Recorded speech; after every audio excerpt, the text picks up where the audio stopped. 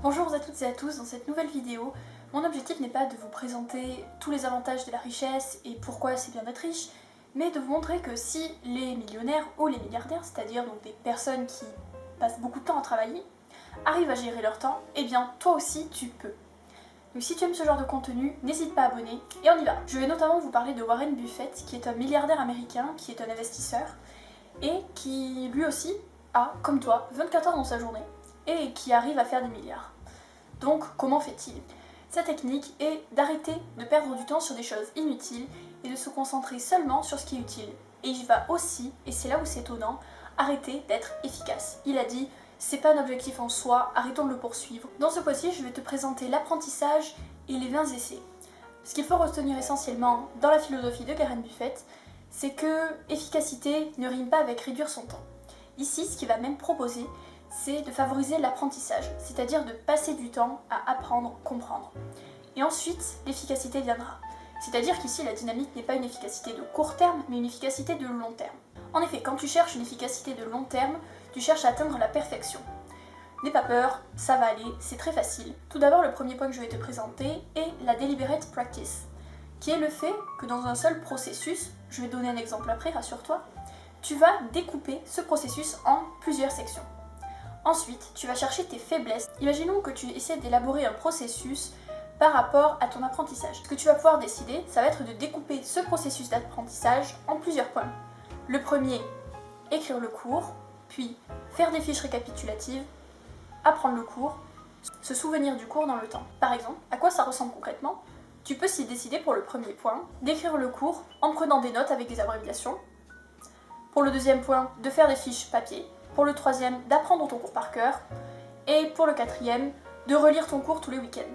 Une fois ce processus entier réalisé, c'est-à-dire une fois ta semaine de révision passée, une fois que tu auras vraiment fait toutes les étapes, ce que tu vas faire, ça va être d'analyser chacune de ces sections et de trouver les faiblesses et voir ce que tu peux améliorer. Donc, par exemple, tu te rends compte que finalement, les abréviations t'ont pas mal perdu et que la prochaine fois, tu vas plutôt tester en écrivant les mots en entier. Autre point, les fiches papier ont été plutôt pleines de ratures et tu décides donc d'essayer sur l'ordinateur. Après, apprendre le cours par cœur, finalement ça a bien marché, tu t'en es très bien sorti. Et relire le cours tous les week-ends, ça a été assez efficace aussi, tu as bien aimé. Donc là, qu'est-ce que j'ai fait? C'est que j'ai tiré un bilan dans chacune de ces sections et j'ai essayé de voir comment améliorer chacune de ces sections-là. Les deux dernières, tu as vu, ça s'est très bien passé, donc bon, on va pas chercher à les améliorer, a priori pour l'instant ça marche. Les deux premières, on essaie de les améliorer. Et donc, si tu remarques bien, là, on a fait un premier bilan de ces deux premières, et peut-être que la prochaine fois, en refaisant un bilan, tu te rendras compte qu'il y a encore des faiblesses, et tu vas essayer d'améliorer à nouveau. Et au final, si tu réfléchis bien et que tu regardes à long terme, dans le temps, tu vas avoir un processus d'apprentissage nickel. Plus tu essaieras de faire marcher ce processus et de voir les différentes étapes, plus tu remarqueras que certaines étapes marchent, d'autres pas, et en améliorant continuellement les étapes où tu as un peu de mal, tu vas atteindre la perfection. Et c'est ça le truc de Warren Buffett, c'est une stratégie d'efficacité à très long terme. Ok, tu auras passé beaucoup de temps à réfléchir, est-ce que ça c'est mieux, est-ce que ça c'est moins mieux, est-ce que c'est moins pire que mieux, voilà. Mais finalement, tu verras en fait que ta technique elle est tellement parfaite au final, que peut-être dans 2 mois, quand tu vas la réessayer après t'être beaucoup entraîné chaque semaine à améliorer ta technique selon tes révisions, tu te rendras compte qu'elle est super efficace. Et donc, les quelques heures que tu auras perdues à réfléchir à ça, à tester de nouvelles choses, à reprendre tes marques dans des nouveaux processus, tu vas les regagner à la fin du compte dans la stratégie long terme. Donc c'est génial. Dans la continuité de cette technique, Warren Buffett a mis en œuvre une technique qui est la technique des 20 essais. C'est-à-dire que, afin d'être sûr d'atteindre la perfection et de ne pas passer son temps à attendre ou... Enfin, t'as compris? Eh bien, ce qu'il a décidé de faire, c'est très simple, c'est de se donner 20 essais au maximum. Lui, c'était dans l'investissement. On peut le prendre dans le cas de notre processus d'apprentissage par exemple, c'est de se laisser 20 essais. C'est-à-dire que premier essai, donc notre premier processus, on a remarqué qu'il y avait 2 choses qui n'allaient pas trop, la première et la deuxième étape. Donc, deuxième essai, on a essayé d'améliorer la première étape et la deuxième. Bilan, on remarque des faiblesses, peut-être que la 1 et la 2 vont encore pas. Troisième semaine, finalement la première étape va bien, la deuxième pas encore, etc. etc. Donc lui, ce qu'il dit, c'est que maximum, il faut se donner 20 essais. Ici, tu as appris à être dans une dynamique d'amélioration perpétuelle. À partir de maintenant, tu vas apprendre à faire des choix de façon très extrême. Rassure-toi, ça va pas engager ta vie ou quoi, hein, pas de soucis. Ce que font donc les milliardaires, et ici Warren Buffett, c'est de pratiquer la loi de Pareto à l'extrême. Je vais résumer très rapidement ce qu'est la loi de Pareto appliquée à l'univers du travail. Ça va être que 80% de ton travail va être réalisé par 20% de tes actions. Ce qu'il faut comprendre là-dedans, c'est qu'il y a seulement une toute petite partie de ton travail qui conduit à d'énormes résultats. Alors, pourquoi s'embêter à faire tout le reste ?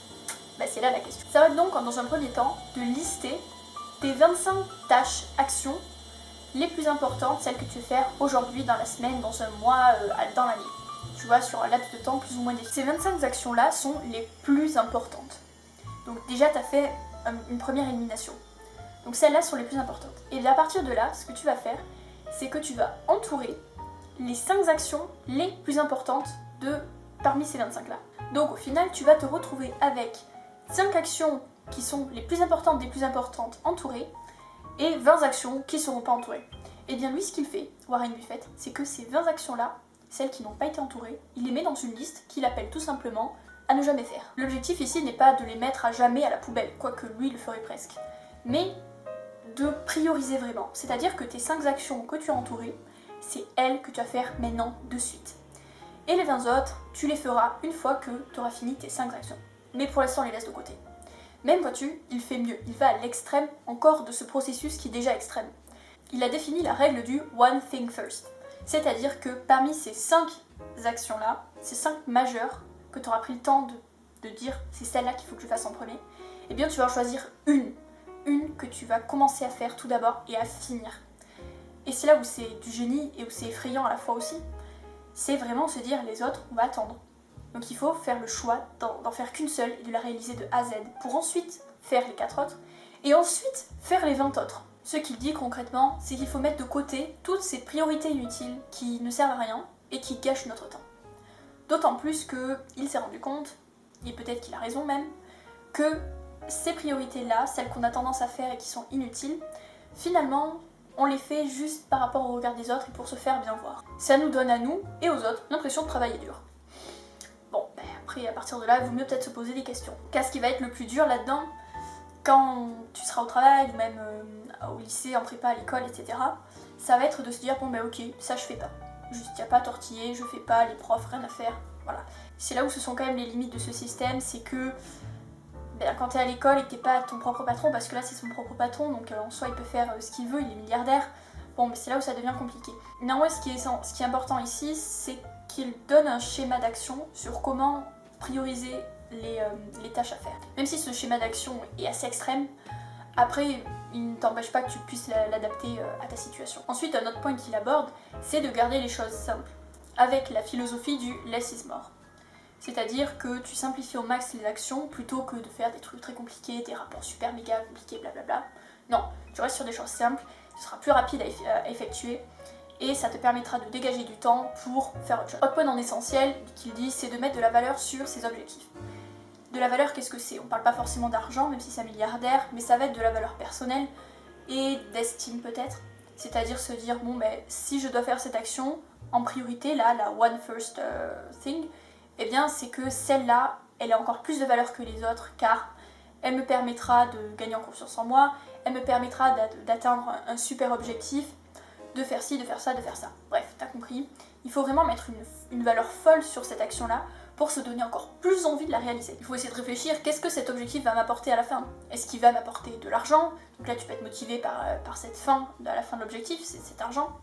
Ou il peut m'apporter de l'estime, de la confiance, etc. J'espère que cette vidéo t'a plu, n'hésite pas à t'abonner si tu aimes ce genre de contenu.